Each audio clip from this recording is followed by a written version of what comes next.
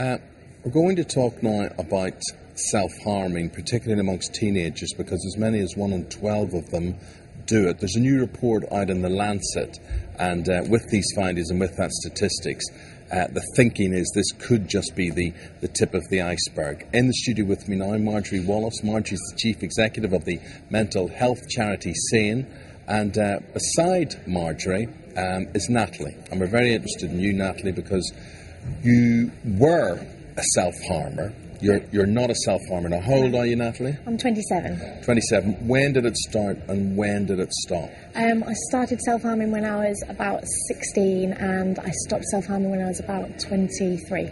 Okay. Why do you think it started? I was struggled with some really traumatic incidents in my childhood, and it was only when I was about 15, 16 that I started to really recognise the impact that those traumas had on me, and I started feeling such self-hatred, such worthlessness, and just such pain, really, and I couldn't find a way to deal with that pain in any other way than to cut myself. What, to give yourself more pain? Deal with pain by deflecting your mental pain with physical pain? Well, to get that pain out and to give it a physical manifestation, I would say. And also because actually sometimes the pain would become so much that I'd become so numb that it was like I wasn't really there, like I was a zombie. And so having that coping mechanism allowed me to know that actually I am capable of still feeling as well. What did you do, Natalie? What sort of things did you do? So I would cut myself. With what, razor blades? Yeah, razors, scissors, knives, all sorts of things. And where would you cut yourself? On my arms. Mm-hmm. And I would sometimes bang my head against the wall just to try and just the pain of what I was going through. I ended up in a very abusive relationship, and the trauma of being continually controlled and devalued and put down. It was a way of coping with that pain as well, of continually going through trauma. See, Marjorie, it's a physical manifestation, but it's a mental condition, obviously, that people like Natalie have to deal with here. And I think a lot of people who will be watching Natalie talk today will just be at a loss to understand. I mean, why would you do this? They don't understand. Yes, but it is actually very common, as this study shows. I mean, I think what it is this build-up of pain. But we did research on 1,000 people quite recently who self-harmed, and we came up with results which I think are really very important. 95% of the people said that it was a positive impact in their lives, a bit like Natalie saying, was their way of coping with otherwise absolutely intolerable pain and saving themselves from attempting or committing suicide. They also said that they were trying to prevent other people, they kept it secret, because we're trying to prevent other people, like their families or friends, from knowing about or feeling their pain, letting it spill over to other people. So, you know, most people... Do you agree with that? Do you agree that it's a way of preventing something more serious?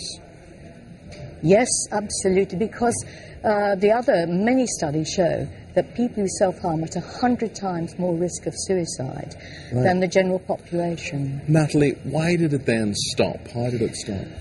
For me, it was partly about the fact that I escaped the abusive situation that I was living in, and I started to get help. So I had a lot of counselling.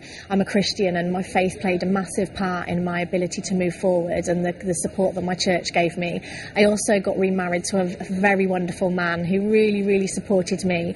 And it was just a combination of all those support mechanisms, really, and just the removing myself from the situation which was causing me such trauma as well. Natalie, I was wondering, what would you say to other people, you know, who are perhaps watching this and are thinking, I'm going through this right now? I mean, are there things that you wish people had said to you at the time, perhaps?